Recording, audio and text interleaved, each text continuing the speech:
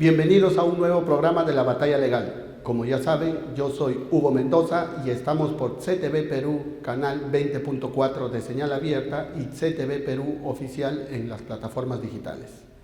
Para empezar, vamos a tratar el día de hoy sobre la inhabilitación que se acaba de dar de la ex fiscal de la Nación, Zoraida Ábalos, a propósito de la votación del Congreso que finalmente terminó por decidir en que efectivamente había omitido funciones al no perseguir el delito tanto de Pedro Castillo como también de expresidente Martín Vizcarra, lo que finalmente terminó por inclinar la balanza en el Congreso para que decidan inhabilitarla por 5 años en la función pública. En otras palabras, ya no va a poder ejercer el cargo de fiscal suprema que venía ejerciendo actualmente. Este tema, como todos ustedes han podido ver, ha generado mucha polémica, porque tenemos dos posturas de mirar las cosas. Una, la que ella adopta dentro de su defensa, y muchos otros abogados también, donde consideran que esta decisión del Congreso ha sido un peligro o es un peligro porque se está sancionando un criterio, una interpretación de una funcionaria como ella, como fiscal, al momento de decidir un caso. ¿Por qué la gente y ella también se acoge a este argumento? Porque se entiende, y ustedes deben conocer, que tanto los jueces y fiscales de nuestro país gozan de una herramienta muy importante y que está bien que lo tengan, que es su criterio discrecional. Tienen una discrecionalidad para resolver los casos que la ciudadanía, la sociedad le demanda que den una respuesta. Sin esa discreción el juez no podría resolver. Justamente ahí está su fuero interno, obviamente dentro de los parámetros de la norma, pero que duda cabe que tiene una cuota de ideas propias de interpretación, discreción. ¿Es importante? Sí. La señora Zoraida Ábalos y todos los que opinan a favor de esa argumentación también respaldan y defienden y tratan de defender este argumento discrecional de interpretación, porque dicen no se puede sancionar a un juez ni a una fiscal o a un fiscal por el solo hecho de interpretar una norma, de ejercer su discreción. ¿Esto es así? Más aún ella se apoya en la interpretación histórica, dice, ¿no?, de otros antecedentes, de otros fiscales supremos anteriores que han tenido el igual criterio de no investigar a expresidentes, ¿no? Y cita mucho al doctor Pablo Sánchez, al exfiscal de la Nación también y actual congresista Gladys Echaíz, para decir que esto era una interpretación, y las que también acogen esta postura, a los abogados que defienden esta postura de Zoraida Ábalos, para decir nadie antes se había atrevido a pensar lo contrario. Entonces lo que ella estaba ejerciendo era una línea de interpretación tradicional, histórica, si se quiere, desde un punto de vista de la costumbre de la parte de la Fiscalía de la Nación, de no abrir siquiera una investigación, ni seguir una investigación contra un expresidente en ejercicio. La otra postura que nosotros traemos el día de hoy para debatir es el otro punto de vista. ¿Cuál es? ¿Hasta qué punto este argumento resiste ante un hecho tan evidente, tan claro, tan palpable como era del señor Pedro Castillo en este caso, donde habían colaboradores eficaces que los indicaban directamente, donde se veía que había capturado el Estado con una organización criminal que se le viene investigando y se le viene imputando, y que al parecer por las declaraciones de los colaboradores eficaces que ya conocemos, de Samir Villaverde, de Salatiel Marrufo, ahora el caso de Sara Goray, y toda esta trama de corrupción que han capturado al Estado, ¿resiste una interpretación tradicional frente a esta? ¿O es que queremos de nuestros fiscales una actuación más proactiva que corresponda a la realidad, al desarrollo de los hechos, al desarrollo de la sociedad? Para responder todas estas cosas, el día de hoy tenemos como invitado al doctor Javier Bedoya para que nos ayude a esclarecer cómo ponderamos estas dos cosas y si está bien inhabilitada o no la fiscal de la Nación, y por qué y cuál es el respaldo jurídico y constitucional. Bienvenido, doctor Javier, a nuestro programa nuevamente. Muchas gracias por la invitación, Hugo. Feliz de estar con ustedes. Bueno, hecha la introducción, creo que ha quedado claro las dos posturas. ¿Qué opinión le merece estas dos posturas y por la cual se decanta a usted? Bueno, yo creo que el Parlamento ejerció sus funciones correctamente. La fiscal o la ex fiscal de la Nación evidentemente inició estas investigaciones preliminares contra el expresidente de la República, el señor Castillo. Recordemos que el presidente de la República no puede ser acusado dentro de su mandato, pero nada impide que la fiscal de la Nación inicie investigaciones preliminares por supuestos hechos delictivos que puede haber cometido el presidente de la República dentro de sus funciones. El problema está en que la fiscal de ese entonces, la fiscal de la Nación de ese entonces, Zoraida Ábalos, suspende estas investigaciones preliminares que ella misma había iniciado, lo cual evidencia que simplemente fue una finta para cumplir con su rol como fiscal de la Nación, iniciar estas investigaciones preliminares, pero luego suspenderlas y dejarlas en la congeladora. Cuando, en mi opinión, lo que debió hacer es seguir con estas investigaciones preliminares, no pudiendo acusar al presidente de la República hasta cuando deje el cargo, pero sí creo que hubiera ayudado bastante que estas investigaciones continuaran, y cuando el presidente de la República dejó el cargo después del intento de golpe de Estado, creo que muchos de esos elementos ya se hubieran tenido en consideración y hubieran sido materia de investigación por parte del Poder Judicial y del mismo Ministerio Público, que hubiera hecho suyo, del fiscal a cargo, las investigaciones preliminares que en ese entonces estaba haciendo la fiscal de la Nación. Cosa que, por ejemplo, hizo la actual fiscal de la Nación, la señora Benavides. Reactivó nuevamente estas investigaciones preliminares contra Castillo y siguió investigándolo, lo siguió citando. Acuérdense que no quería ir, se rehusaba a ir, iba al despacho de la fiscal de la Nación sin previa cita y hacía una serie de pantomima y una serie de show, pero lo cierto es que la fiscal actual de la Nación sí continuó con las investigaciones preliminares, cosa que no quiso hacer la señora Zoraida Ábalos. Recordemos también que la señora Zoraida Ábalos era muy amiga y muy cercana al presidente o al expresidente Vizcarra, y que gracias a la Junta Nacional de Justicia que crea el señor Vizcarra y a la señora Zoraida Ábalos quisieron reestructurar la Fiscalía, el Ministerio Público, de tal forma que fuera hecho ad hoc al presidente Vizcarra. E igual manera nunca se le inició investigación preliminar a Vizcarra, y hoy en día está muy pancho y suelto en la calle cuando tiene una serie de acusaciones en su contra, no solamente cuando era presidente de la República, sino cuando era gobernador de la región Moquegua. Entonces, yo creo que efectivamente la fiscal o ex fiscal de la Nación, Zoraida Ábalos, cumplió u omitió, digamos, seguir con sus funciones, y hubo sí realmente una omisión de funciones en no proseguir con las investigaciones preliminares contra el señor Castillo. Y como consecuencia de eso, bueno, finalmente se presentaron las acusaciones constitucionales correspondientes, potestad del Parlamento y del Congreso de la República, y finalmente se la ha inhabilitado.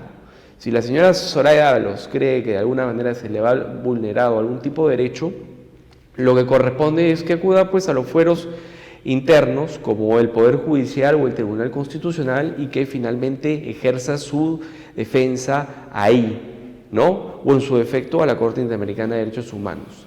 Pero lo cierto es que esta señora ha sido no solamente cómplice al omitir funciones de investigar a un presidente que a todas luces estaba cometiendo delitos, sino que además políticamente se coludió con ellos, y no solamente me refiero al presidente Castillo, sino también al presidente Vizcarra.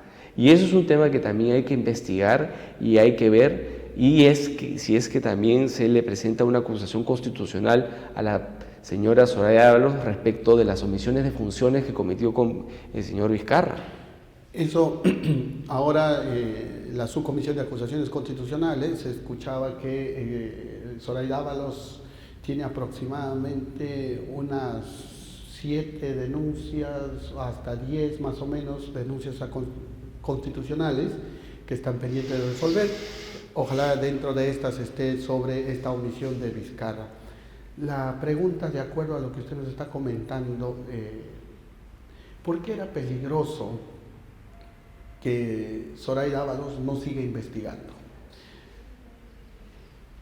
Probablemente, está claro que lo peligroso era quedarse quieta, inerte, la grave posibilidad de desaparición de elementos de prueba que ya con lo que se ha venido conociendo ahora, con el caso y lo que va sucediendo poco a poco, que ha demostrado pues, que hay una manera particular de comportarse para desaparecer pruebas, ocultar información, obstruir la justicia.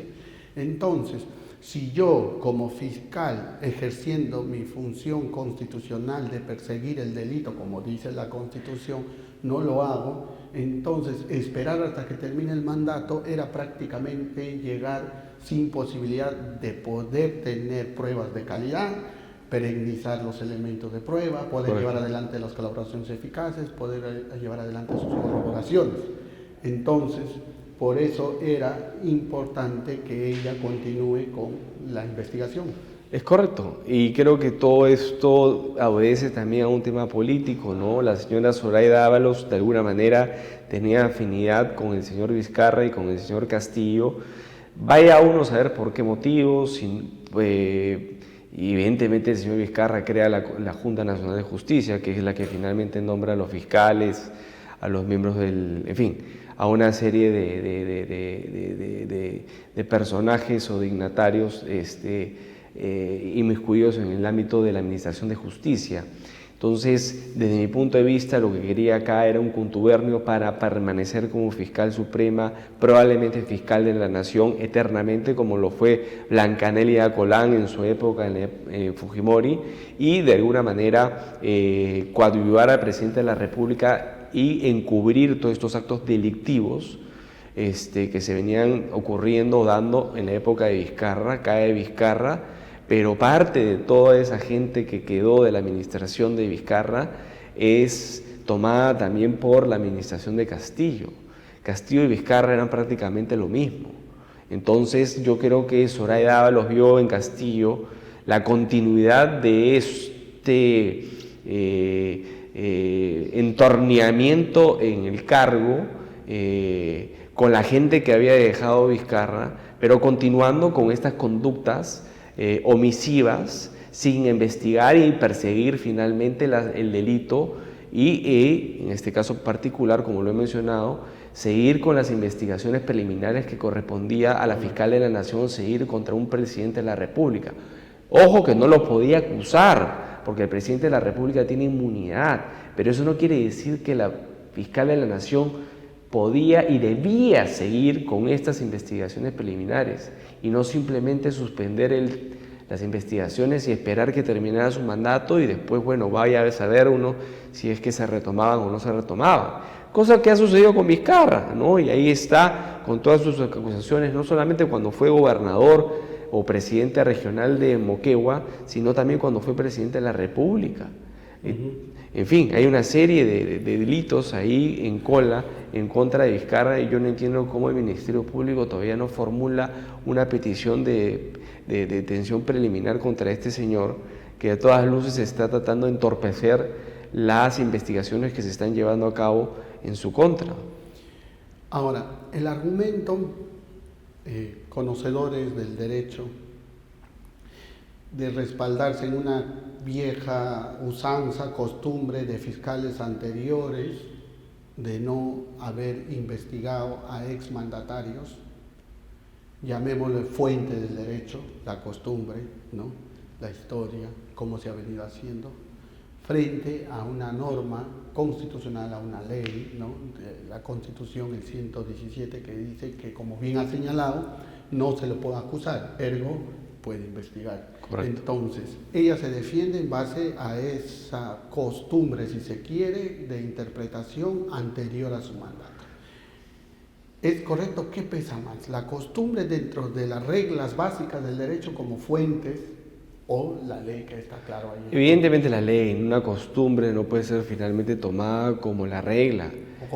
Es una mala costumbre en todo caso. ¿Por qué se le debería suspender finalmente una investigación preliminar a un presidente de la República? Si no se le puede acusar, bueno, por lo menos que se siga con las investigaciones. Y el día que deje el cargo, en cualquier sea el momento, las investigaciones habrán avanzado y se tendrá suficientemente elementos para que el Congreso de la República pueda formular las acusaciones constitucionales si es que realmente ameritan, ¿no? Y eso después facilita para que el presidente de la República, si es que es acusado constitucionalmente, tenga también la potestad de ser investigado y acusado como cualquier ciudadano a pie. Entonces, ¿por qué dilatar, por qué blindar a determinados presidentes de la República? Esa es mi pregunta. ¿Por qué la fiscal de la Nación, la actual fiscal de la Nación, Patricia Benavides, no lo ha hecho así, por ejemplo? ¿Por qué no ha seguido con esta costumbre? Porque no corresponde. Porque no corresponde, porque lo que le corresponde a ella como fiscal de la Nación y está dentro de su mandato y su prerrogativa es justamente iniciar estas investigaciones preliminares. Y así lo hizo con Castillo. Y ese mandato y esa prerrogativa también es constitucional porque está regulado en el artículo 159 de la Constitución, inciso 4, que dice que el Ministerio Público conduce desde su inicio la investigación.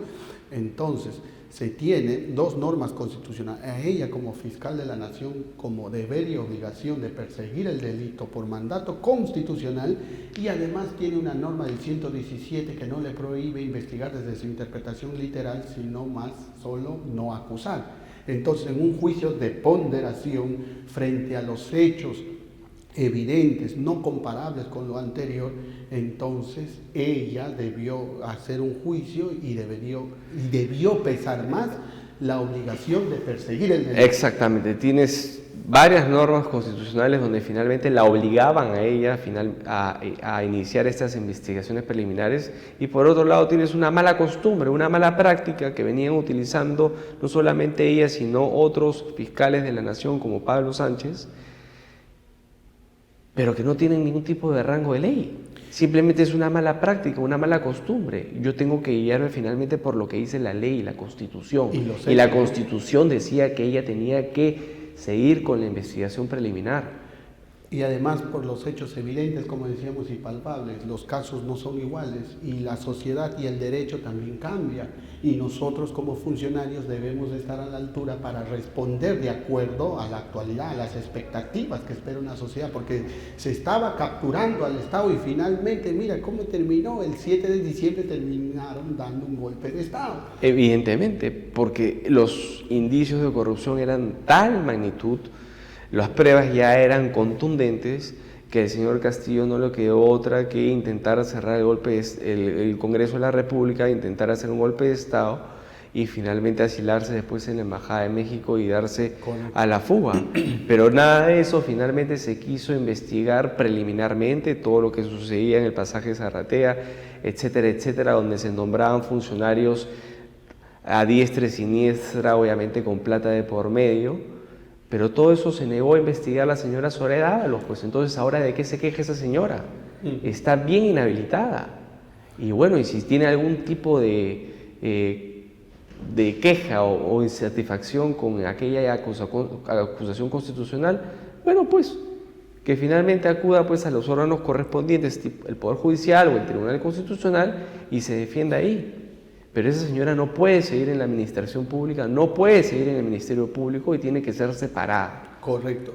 Ahora, todo lo que hemos hablado podríamos decir que ese es el límite de la discreción, porque la discrecionalidad también debe tener un límite. Correcto. Y todo lo que hemos hablado vendría a ser el límite de la discreción, porque también por mi discrecionalidad yo no puedo hacer caso omiso a hechos tan evidentes, tan palpables. Y un claro ejemplo para citar históricamente está lo que se hizo con Vladimiro Montesinos. Recuerdo en los casos que él como dirigía el SIN, administraba los fondos del SIN, pero sin ser funcionario porque no era parte de él. Y lo condenaron por peculado. Y el delito de peculado decía que, y el tipo penal dice el que por razón de su cargo El que no tenía. usa, ¿no?, caudales o se apropia, ¿no?, de acuerdo a su cargo cuando tiene una vinculación directa con los fondos del Estado, porque eso le permite apropiar, y él no lo tenía. Entonces, pero se lo condenó por peculado. ¿Por qué? Porque se creó la figura de la administración de facto. Correcto. Bajo la interpretación de la discreción, se pudo decir, incluso respecto al principio de legalidad, el tipo penal de peculado me prohibía sancionar a un no funcionario, porque es un delito de infracción de deber de un autor cualificado, que tenía que ser un funcionario vinculado directamente con los caudales, sea material o funcionalmente, pero él no lo tenía. Pero los jueces tuvieron que dar una respuesta frente, porque iba a ser muy evidente, y era muy evidente que Vladimiro era el que hacía y deshacía en el SIN y manejaba los dineros de dicha institución. Y dieron respuesta creando la figura de administración de facto. Esos son los límites de la discreción y la manera de responder frente a una necesidad nueva, ante un hecho evidente que podía quedar impune. Y aquí creo que calza perfectamente con la de Zoraida Ábalos para decir, no me puedo acoger a una discreción, sino también tengo que tener la capacidad de responder a las expectativas actuales de una sociedad. Exactamente, o sea, la señora Zoraida Ábalos no se puede escudar en que había una práctica que se venía utilizando dentro del Ministerio Público y que finalmente ella continuó con la misma. Era en todo caso una mala práctica y en todo caso no tenía ningún tipo de base legal. Lo que ella tenía que haber hecho es seguir la Constitución y lo que en ella se establecía, que era seguir con las investigaciones preliminares. Punto. Opinión que le merece sobre esta convocatoria de una sala plena del Poder Judicial a propósito de la inhabilitación de Zoraida Ábalos que van a tener. Yo creo que si es que finalmente eso se llega a concretar, lo que van a hacer es adelantar opinión respecto a un tema que puede llegar a sus manos y finalmente muchos de esos magistrados se van a tener que inhibir, porque si van a emitir un pronunciamiento sobre un tema que todavía no les ha llegado, porque la señora Zoraida Ábalos puede recurrir al Poder Judicial mediante un habeas corpus o un amparo, evidentemente muchos de esos esos magistrados de la Corte Suprema se van a tener que inhibir porque ya adelantaron opinión. Yo creo que sería un gran error, además de que en este caso en particular, que se le ha criticado mucho al Congreso, de que se ha metido en la autonomía de un poder del Estado, que en este caso no lo es, pero es una entidad del Estado autónoma como el Ministerio Público, el Poder Judicial estaría haciendo exactamente eso, metiéndose en la autonomía del Congreso de la República de poder acusar constitucionalmente a la fiscal de la Nación. Entonces yo lo que le recomiendo a los magistrados de la Corte Suprema es que se abstengan de hacer cualquier tipo de pronunciamiento, puesto que esto no va a favorecer a la señora Zoraida Ábalos y mucho menos a la institucionalidad. Y mucho menos a la institucionalidad y sobre todo a la independencia de poderes. Correcto.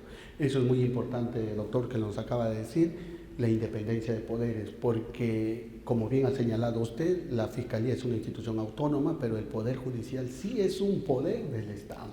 El Poder Judicial tiene la misma prerrogativa y el mismo nivel de poder del Estado que el Congreso. Entonces, cualquier pronunciamiento que haga, la verdad que para nuestro entender es mejor que no lo haga, porque tiene que respetar al otro poder del Estado. Así tiene es. que saber mantener su fuero, porque va a ser peligroso que digan algo que pueda adelantar opinión, y como bien ha señalado la señora Zoraida Ábalos, para agotar la vía, para ir a un tema convencional o lo que fuera, de acuerdo a la estrategia de defensa, va a tener que recurrir al Poder Judicial.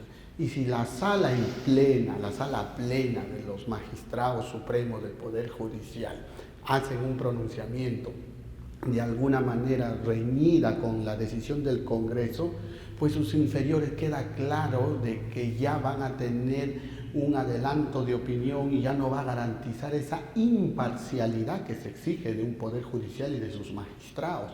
Y sobre todo, no solamente la imparcialidad, repito, por el tema de interferencia de poder. Yo creo que quizás han tenido cierto temor de que es un peligro de su criterio, pero ya estamos hablando que la discreción y los criterios también tienen límites, y lo mejor es, desde su fuero, trabajen tranquilos, esperen cómo suceden las cosas y hablen con sus resoluciones. Así no es. en sala plana. Es como si el Congreso de la República pues se metiera.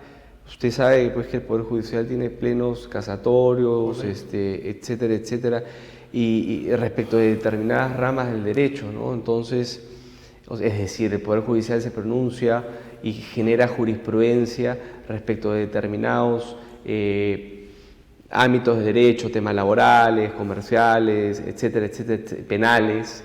Entonces es como si al Congreso de la República no le gustara finalmente lo que algún pleno casatorio del Poder Judicial determine y termine interviniendo o cuestionando finalmente la decisión del Poder Judicial, que es una facultad que le corresponde a ellos mismos, determinar criterios jurídicos respecto de determinadas áreas del derecho. Es exactamente lo mismo, el Congreso no podría hacer eso. Entonces, ¿por qué finalmente el Poder Judicial va a hacer eso respecto del Congreso? El Congreso está facultado para denunciar y acusar constitucionalmente a un funcionario público, en este caso a la exfiscal de la Nación. Entonces yo creo que no tienen nada que opinar y no tienen nada que hacer en este asunto, no tienen vela en el entierro y creo que le estarían haciendo un flaco favor a la señora Zoraida Dávalos si es que finalmente emiten un pronunciamiento a su favor. Correcto, y sobre todo, como decíamos, por la institucionalidad, ¿no, doctor? Porque necesitamos instituciones fortalecidas, que respeten sus fueros y que no estén riñéndose entre poderes del Estado. Esto lejos de contribuir a querer hacer algo que creo y quiero pensar bajo un error, hacer algo bien, lo van a hacer mal. Y no solamente eso, porque, a ver, pongámonos también en el ejemplo del señor Chávarri, ¿no? A ver, había esa causa común en el Poder Judicial, en el mismo Ministerio Público, de apoyar al señor Chávarri cuando la Junta Nacional de Justicia lo destituyó. Finalmente a muchos no nos gustó, pero finalmente se respetaron los fueros. Entonces, ¿por qué ahora el Poder Judicial quiere meterse con el tema de la señora Zoraida Dávalos? ¿Tiene corona ella? ¿Ella de alguna manera es privilegiada? Sí lo es, de hecho lo es, porque ha estado con dos gobiernos de turno, con el señor Vizcarra y con el señor Castillo, y evidentemente la quieren proteger, porque es una garantía de que todos estos funcionarios corruptos que estuvieron en estos dos gobiernos tengan de alguna manera algún tipo de protección e impunidad. Correcto. Entonces, lo que queda es que el Poder Judicial respete las decisiones, guste o no, de un poder del Estado, porque es el Congreso que el pueblo, la ciudadanía ha elegido. Y las decisiones que ellos emiten es en base a la representación que ejerce de las personas que han elegido. Así que, señores del Poder Judicial, por favor, respeten más aún ustedes, que son los que administran justicia, respeten ese poder del Estado por el bien de la institucionalidad. Esa sala plena creo que está dejando un mal mensaje, va a generar más zozobra, va a generar más inestabilidad, y eso es lo que no queremos. Queremos instituciones serias, poderes del Estado serios, que habrán discrepancias, ese es el juego de las reglas de la democracia, pero lo que no debemos perder es la altura y el respeto de las decisiones de los poderes del Estado, nos guste o no. Muchas gracias, doctor, por haber estado. Muchas gracias a usted, doctor. ¿Alguna reflexión final que quiera hacer? No, simplemente creo que el país en este momento lo que está buscando es paz, tranquilidad, trabajo. La gente quiere de alguna manera emprender, que sus pequeños y medianas empresas de alguna manera se reactiven económicamente. Seguridad. En realidad nosotros hablamos de estos temas que son parte de la coyuntura, pero en verdad al ciudadano de pie no le importa. Lo único que quiere es trabajo, quiere paz, quiere tranquilidad, quiere justamente emprender, quiere que sus pequeños y medianas empresas vuelvan nuevamente a funcionar y que de alguna manera el país vuelva en la senda de crecimiento. Eso es lo que finalmente queremos o quiere la mayoría de los peruanos. Y este tipo de cosas finalmente que son políticas y que suceden, en realidad no son de la importancia de nadie más que de los políticos y de los comentaristas. Y yo en eso invoco mucho a este gobierno y me gustaría verlo más activo y más proactivo en ese sentido, Correcto. generando paz, tranquilidad y trabajo para la población, sobre todo para el interior del país, para las provincias y regiones más necesitadas. Muchas gracias, doctor, nuevamente por estar en nuestro programa y Muchas gracias a esperamos ustedes. conversar nuevamente con usted. Le agradezco muchas gracias la invitación. Javier Bedoya con ustedes, amigos. Vamos a una pausa comercial. Esto es La Batalla Legal. Estamos por CTV Perú, canal 20.4. Regresamos.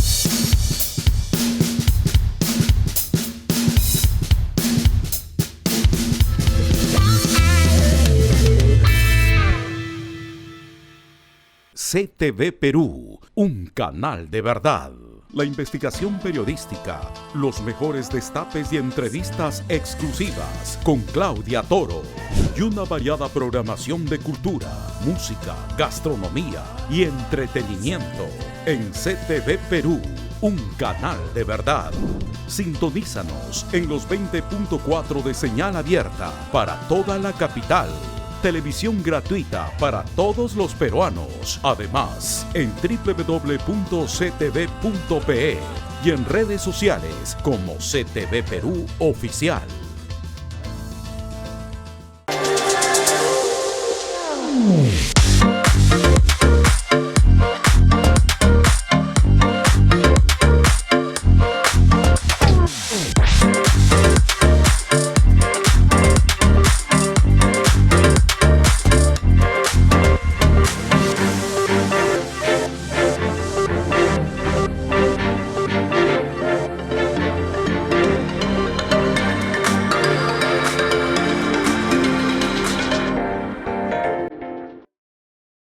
Hola, soy Claudia Toro y en un mundo competitivo tienes que aprender con los mejores. Te invito al primer taller de realización y producción audiovisual que inicia clases este 4 de agosto por el Instituto CPA, Instituto de Educación Superior, licenciado por Minedu. Inscríbete aquí en el teléfono en pantalla. Te esperamos. Soy Hugo Mendoza, socio fundador de Mendoza Malpartida y Asociados, una firma legal donde encuentras al mejor equipo humano de defensa para acompañarte en cada paso. Toda persona es vulnerable a ser denunciada, pero debe contar con el mejor equipo legal para hacer valer sus derechos. El éxito de un caso penal radica en la experiencia y el conocimiento para defender tu verdad y hacer prevalecer la justicia. La mejor estrategia es la confianza. Confía en nosotros.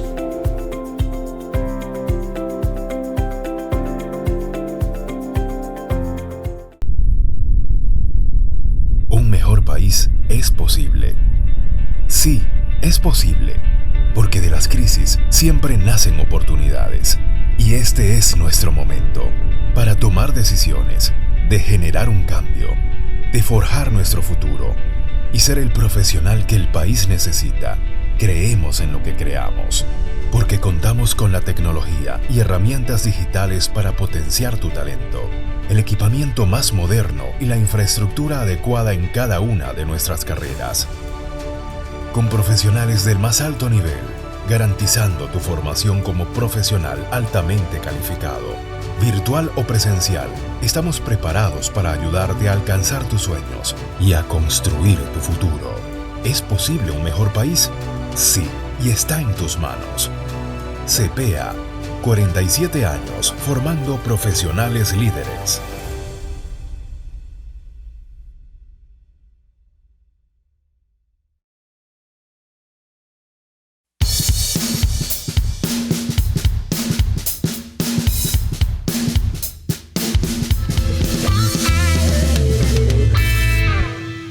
Regresamos de la pausa comercial. Esto es La Batalla Legal. Soy Hugo Mendoza y como ya saben, estamos por CTV Perú, canal 20.4 de señal abierta y CTV Perú Oficial en plataformas digitales.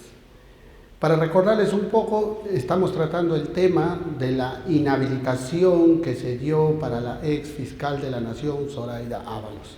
Y solamente para poner en contexto a los que nos están mirando y los que se acaban de conectar por las plataformas digitales y por la señal abierta, para que puedan entender. Aquí hemos puesto dos posturas que estamos analizando, cuál debe prevalecer, si cuál es la que pesa más, cuál se riñe más a lo real, cuál tiene más sentido común, para poder nosotros finalmente concluir si la señora Zoraida Ábalos fue bien inhabilitada. La primera, como decía hace un momento, es el argumento con la que ella se ha defendido y que muchos otros sectores de los abogados de nuestra sociedad respaldan, que es, ella se acogió a una interpretación tradicional de otros fiscales de la nación anteriores sobre otros mandatarios, que la idea siempre ha sido ni siquiera investigar a un presidente de acuerdo al artículo 117 de la Constitución, y que en base a su discreción, a su interpretación, decidió no hacerlo, abrir y suspenderlo. Entonces, la otra postura es hasta qué punto la costumbre, la tradición como fuente del derecho debe pesar más que una ley, que es que también ustedes, como saben, o si no lo conocen, nuestra Constitución en el artículo 159, inciso 4, regula que la Fiscalía conduce el delito, esto es, persigue el delito desde su inicio. Tenemos dos normas confrontadas. ¿Hasta qué punto la interpretación, repito, la costumbre prevalece sobre la ley y cuál es el límite de la discreción frente a un hecho palpable, flagrante, escandaloso, como la era del expresidente Pedro Castillo en todos los actos de corrupción que se le viene demostrando y hasta de una organización criminal según tesis de imputación de la Fiscalía? Nuestra funcionaria exfiscal de la Nación tenía que hacer algo. Nuestros funcionarios, no solamente fiscales, sino jueces, tienen que responder al desarrollo también de la sociedad, porque también el derecho no es estático, también evoluciona. ¿Cuál es la actitud, el comportamiento que se esperaba de la fiscal de la Nación, de la exfiscal de la Nación? El Congreso dijo, más proactiva, debió investigar, por eso la inhabilitaron. ¿Cuál de las dos posturas debe prevalecer? Para eso ahora tenemos al doctor Hugo Guerra como especialista para poder conversar con él y nos pueda dar también su opinión. Bienvenido, doctor. Gracias nuevamente por estar en nuestro programa. Gracias a usted, doctor Mendoza. Siempre un gusto. A nosotros el gusto, doctor, para poder conversar. Planteé el problema. ¿Qué cree usted? ¿Prevalece la interpretación histórica, tradicional, en la que se acoge la señora Zoraida Ábalos, diciendo nadie antes había investigado, yo por qué tenía que hacerlo, es mi discreción? ¿O debería prevalecer hacer esa ponderación de su función y obligación constitucional y sí perseguir el delito, porque también, digámoslo, como lo acabo de decir, el caso del señor Castillo era muy claro frente a los otros colaboradores eficaces, que ya todos sabemos, para no repetir, que los indicaban directamente? Es que, doctor Mendoza, decir que había una interpretación histórica y que había una interpretación posible hacia adelante es un sofisma. En realidad, sofisma porque la norma del 159 de la Constitución es muy precisa. La fiscal de la Nación está en la obligación de perseguir el delito. ¿Y el delito de quién? De los altos funcionarios. No hay en todo texto constitucional ninguna limitación para perseguir los delitos en los que incurra el presidente de la República. Eso no se contradice con el 117 de la Constitución. Peor todavía, en el caso de la señora Zoraida Ábalos, entonces fiscal de la Nación, ella no actúa de motu propio, no actúa de oficio para investigar todos los indicios, las pruebas que empezaban a emerger y la convicción de que se estaban produciendo delitos encabezados por el expresidente Castillo, sino hasta después de que la congresista Patricia Chirinos hace una denuncia pública. Porque Chirinos hace en diciembre, ¿no? Hace en diciembre y la señora Zoraida Ábalos abre una investigación en enero. ¿Por qué no lo hizo en su momento? Primer acto de lenidad culposa. Pero en segundo término, encontramos que abre una investigación y luego La suspende. no solamente la suspende, sino que le pone un candado. Es decir, beneficia, dándole todas las ventajas al señor Pedro Castillo. Porque dice, hemos detectado estos hechos que eventualmente son punibles, pero yo no puedo investigarlo mientras esté en el cargo. Por lo tanto, le favorece en el sentido de posible evasión de la justicia, ocultamiento de pruebas. Sí. Eso es lo más grave, ¿no? Y lo más grave es que con eso lo blinda. Además, los antecedentes de la doctora Zoraida Ábalos ya son preocupantes. Pues no es la primera vez. No era la primera vez. No hizo lo propio con Martín Vizcarra, hasta que fue, incluso hasta después de que fue vacado Vizcarra, y no hizo tampoco lo propio frente al cúmulo de denuncias con el sucesor, es decir, con Sagasti. Por lo tanto, creo que... Con Merino, sí. Pero con Merino actuó inmediatamente, y peor todavía, en el caso de Merino, formula acusación constitucional basada en qué, no en una investigación. Yo soy abogado del caso a nivel internacional, ante la CIDH, que no nos hizo caso, por supuesto, pero denunciamos que la señora Zoraida Ábalos había motivado su denuncia en una nota de prensa de los comisionados que hicieron una visita in loco al Perú. Es decir, no frente a una investigación fiscal sólida, sino solamente un pronunciamiento ideológico de la CIDH. Mire, y por ahí donde se vea, concluyo con esto, doctor, no se puede entonces hablar de una interpretación tradicional del derecho y de una visión innovativa. El derecho siempre ha estado en lo correcto, la norma constitucional siempre ha estado para ser aplicada. Lo que no ha habido es la voluntad de ejecutarlo, y peor todavía, hay indicios de complicidad. Claro, queda clarísimo, sino lo que le quería hacer un paréntesis a propósito que usted toca de la CIDH, que hay un sesgo ideológico, y revisaba yo uno de los últimos libros de Mario Vargas Llosa, Un bárbaro en París, y habla de un tribunal Russell que también era un tribunal convencional y que también había sesgo en el sentido de que las dictaduras de Vilela en Argentina y la de Pinochet, como eran de derecha, sí recibían sus demandas, pero cuando vino acá la dictadura de Velasco Alvarado y gente del APRA fue a pedir al tribunal, le negaron. Entonces es un claro que siempre existe sesgo en estos tribunales convencionales. Claro, existe sesgo en estos tribunales supranacionales, porque hay una deformación total del sentido original.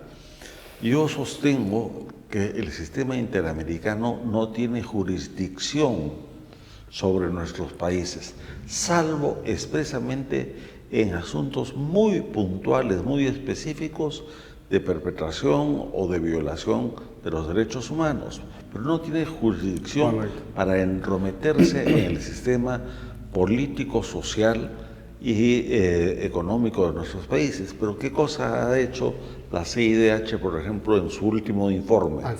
Hace una interpretación sociológica, nos pone como un país de racistas, hace una interpretación del modelo económico, instándonos a cambiar el modelo económico, hace una interpretación de tipo constitucional, instándonos a una asamblea constituyente, y además adelanta opinión sin que hubiese juicio previo sobre eventuales delitos cometidos por las Fuerzas Armadas y Policía.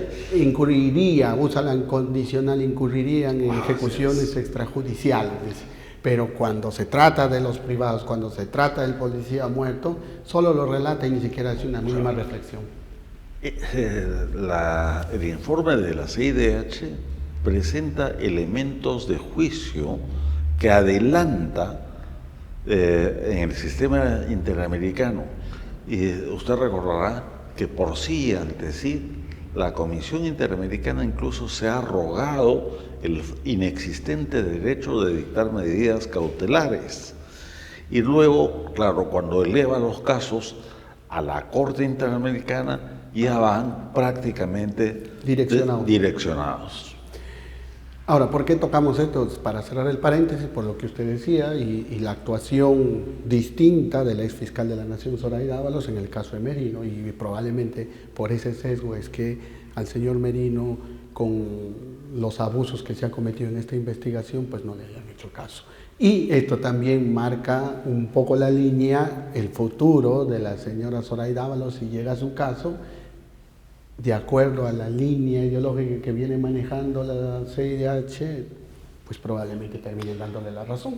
En el caso de la señora Zoraida Ábalos es particularmente complicado.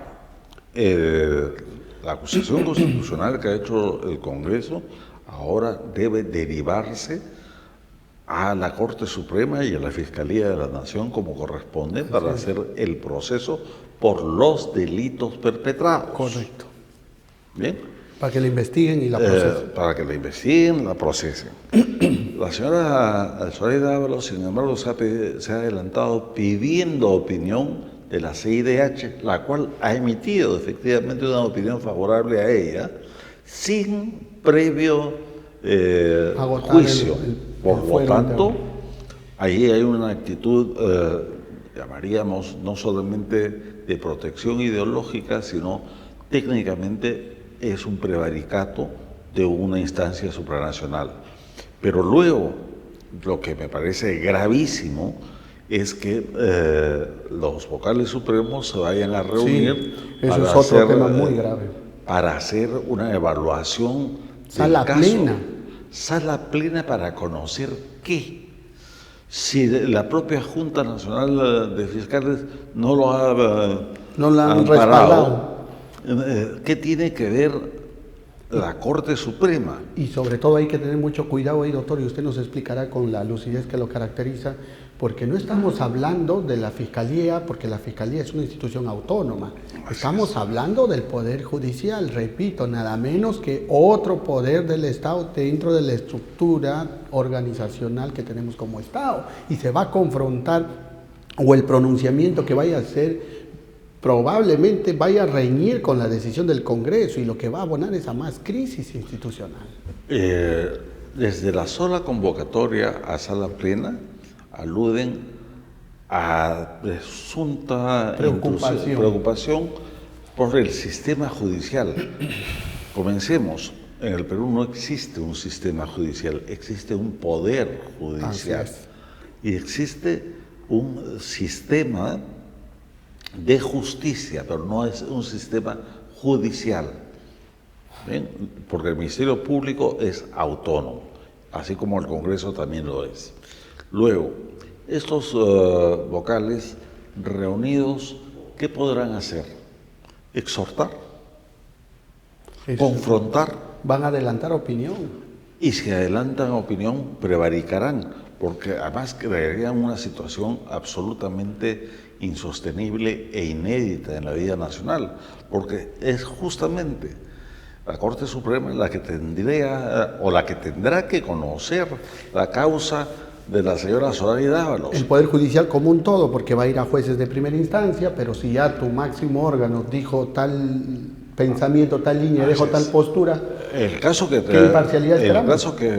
Zoraida Ábalos planteara un amparo, efectivamente, y hay una toma de posición, un criterio formado. Pero si el caso, como corresponde por la investidura de ex fiscal de la Nación, tiene que ser conocido por la Corte Suprema, no se va a poder formar sala, porque entonces todos estarán implicados.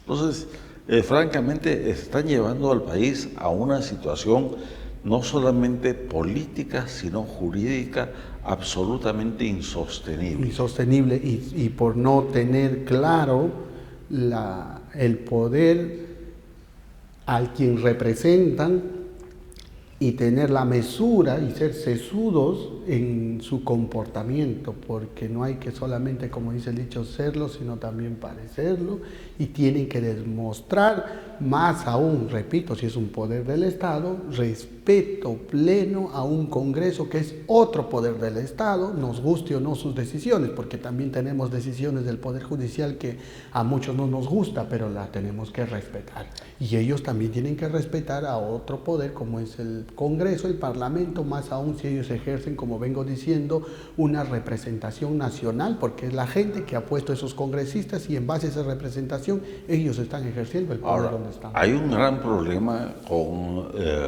la Corte Suprema. Ya ha interferido en reiteradas oportunidades. Se opuso vía acción cautelar a la elección del nuevo defensor del pueblo. Le quitaba la autonomía que tuvo que ir hasta el Tribunal Constitucional para elegir al defensor del pueblo dentro de las facultades autónomas del Congreso. También se opuso a la designación de uno de los nuevos miembros del TC. Por lo tanto, ya esto es una interferencia sostenida que no solamente debe ser denunciada, sino que termina siendo punible, ¿no? Porque, exacto, muy bien ha citado usted esos casos donde el Poder Judicial ha interferido y que no está bien.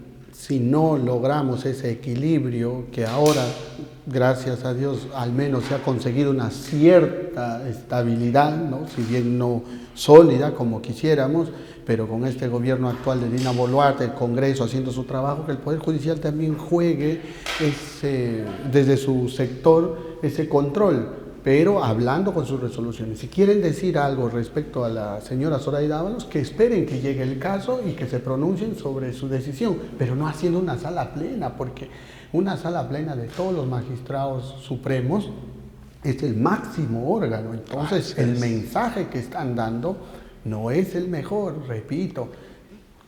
Tienen que controlar, quizás, entiendo yo, existe una preocupación, un temor que después pueda ser un juez supremo al quien lo inhabiliten, pero digamos, si nadie tiene que temer y todos actuamos conforme a derecho, a lo que la sociedad demanda, somos un poder más, actuemos bien. Doctor, pero desde el punto de vista de la teoría constitucional, precisamente por la autonomía del Congreso de la República, llegado el caso, sí podrían sancionar a un vocal supremo. ¿Por qué no? El artículo 117 es muy preciso. Y el 159 que usted ha citado en el caso de la Fiscalía también. Por lo tanto, yo no veo por qué se están haciendo estas olas que no son para una defensa jurisdiccional. Solamente cabría la posibilidad de defensa jurisdiccional si se afectase la administración de justicia. Pero no ha pasado.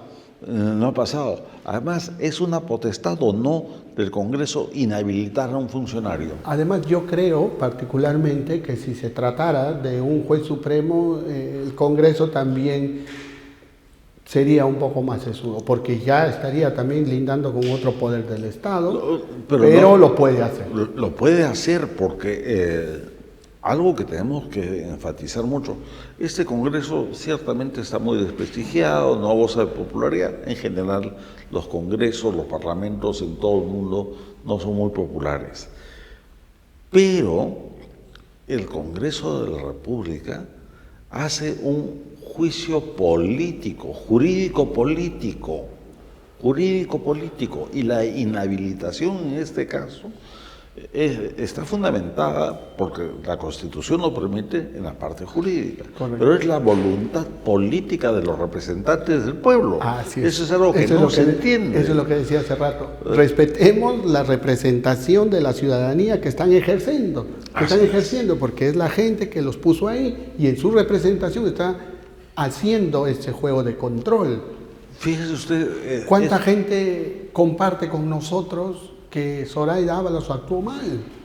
¿Esa gente no tiene voz? Pero fíjese usted, ¿qué acaba de pasar en el mismo Congreso? Este mismo Congreso que ahora lo pueden poner en la picota, ha terminado blindando a algunos de sus miembros que son corruptos. Lo hemos denunciado. Así es. Pero sin embargo, al final del día tenemos que acatar la decisión, porque es un poder del Estado autónomo. Si no respetamos los poderes, estamos perdidos. Si no respetamos los poderes, si no respetamos las reglas de juego establecidas constitucionalmente, no tenemos nada. Somos un país en involución en vez de ir evolucionando. Estamos involucionando. Ya decía también en algún momento la señora Marta Hildebrand, hay que respetar. Si no, como sociedad estamos perdidos. Nos guste o no. Eso no quiere decir que sean, como usted bien ha dicho, santos de nuestra devoción. Son muy criticables, sí. Las decisiones que toman son criticables, sí, porque se equivocan con las señoras que ahora que acaban congresistas, la Comisión de Ética, que unas sanciones por este recorte de sueldos, es absolutamente criticable. Ese blindaje, como usted dijo también, de estas personas que están cuestionados, gente de Acción Popular, que los denominan los niños, también es criticable. Pero no por eso no podemos respetar. Ese es el juego de las reglas, el juego político, las reglas de la democracia que el sistema hemos decidido vivir. Así es. A no ser que haya una transgresión constitucional grosera, tenemos que jugar con lo que hay. Así es. Y esa es la exhortación a los señores vocales de la Corte Suprema. Porque restrinjanse, midan bien lo que están planteando, porque lo que pueden ocasionar como un daño permanente para la institucionalidad del país es grave. Y más grave, además, ya visto desde la coyuntura, en un momento en el que el Congreso de la República está en la transición, en el cambio de la mesa directiva. Peor aún. Entonces, van a generar una crisis enorme. Y peor si le sumamos la coyuntura que se viene, que probablemente será de una asonada subversivo-terrorista, ¿no? Entonces, correcto. Le están poniendo todos los ingredientes para que el Perú se desestabilice, y eso no es correcto y sobre todo no es justo.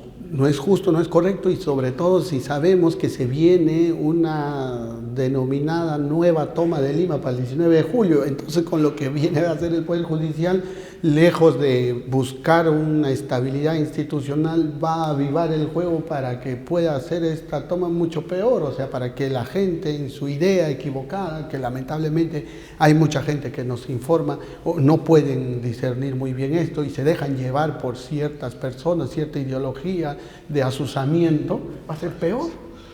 El Poder Judicial, y específicamente su órgano representativo máximo, que es la Corte Suprema de Justicia en su sala plena, debe ser un factor de paz, un factor de estabilidad. Así es. Yo creo que los vocales que han suscrito la petición simplemente han actuado de una manera irreflexiva. Se han dejado llevar por el impulso. Y por el hígado. Y por el hígado. O, lo que sería peor, por el temor a ser investigados. Dejémoslo ahí, pero de mi parte, pero yo creo que todavía están a tiempo para que finalmente hagan un exhorto pues general al respeto de poderes, pero que no se metan a interferir puntualmente en el caso de una exfuncionaria. La señora Zoraida Dávalos ya es exfuncionaria, en el que ellos no pueden adelantar opinión, so riesgo de no conformar la sala o tener que inhibirse grupalmente, o peor todavía, prevaricar. Y sobre todo, quiero incidir en esto, porque nosotros los que somos abogados y litigamos, lo que esperamos, y como sociedad, no solamente los abogados, sino todas las personas que en algún momento tienen un proceso en el juzgado, en el Poder Judicial, lo que esperamos es probidad, imparcialidad, que hablen con sus resoluciones, que hablen con su trabajo y que no entren a juegos de riña con otros poderes. Entonces, que se dediquen a hacer eso. Repito, que hablen con sus resoluciones, que conserven su imparcialidad. La imparcialidad no solamente en los juicios, en los procesos, en sus decisiones, sino también en su comportamiento frente al de otras instituciones o de otros poderes como el Congreso, para que se les crea que son imparciales. Porque si la gente y nosotros no les creemos como imparciales, se debilitan como institución. Entonces ellos desde su fuero tienen que saber resolver esto que ya, como dijimos, por alguna razón de temor, impulso de hígado, han convocado esta sala plena, que por favor, ojalá saquen un comunicado muy sesudo, muy neutral, para que no genere mayor inestabilidad. Y que la señora Zoraida Ábalos, pues, se defienda como tenga que defenderse, es natural, está con todas sus garantías restablecidas, nadie le ha cortado nada, y si se decidirá el Poder Judicial más adelante lo que decida, se tendrá que respetar. Y lo que al mismo tiempo hay que hacer es una invocación para que la prensa, los medios de comunicación, reflexionen y se informen de una materia que no es fácil de entender desde el punto de vista del derecho y de la Constitución. ¿Cuál es el juego de las reglas, ¿no? ¿Por qué sirve? Así es muy fácil emitir una opinión indocta.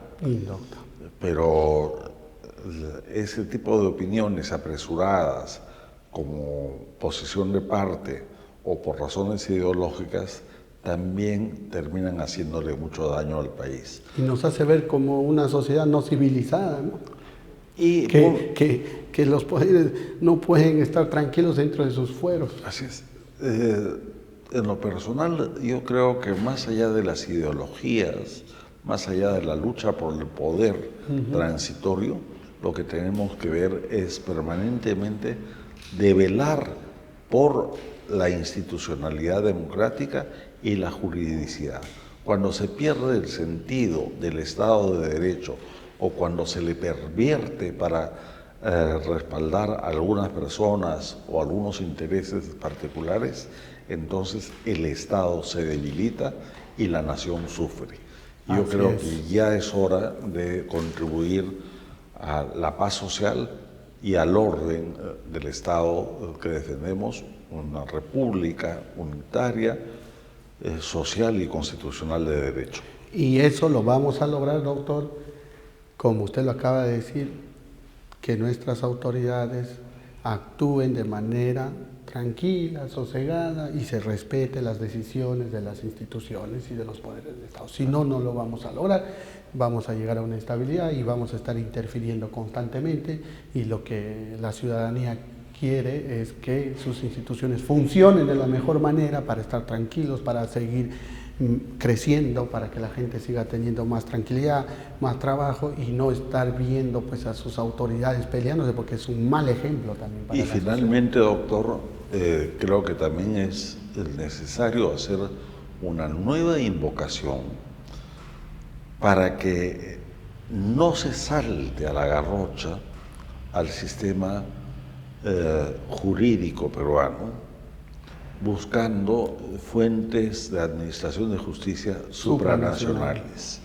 Nosotros tenemos que defender como peruanos la soberanía nacional. Eso es muy importante. Y la soberanía no es otra cosa que el origen del poder, y el poder lo tiene el pueblo peruano.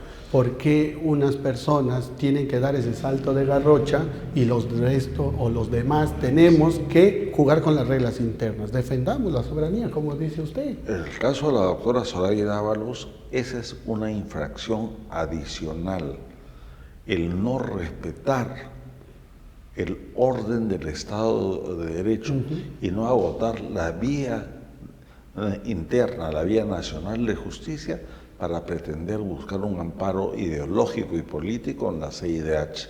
Eso no se debe hacer, eso no se debe permitir.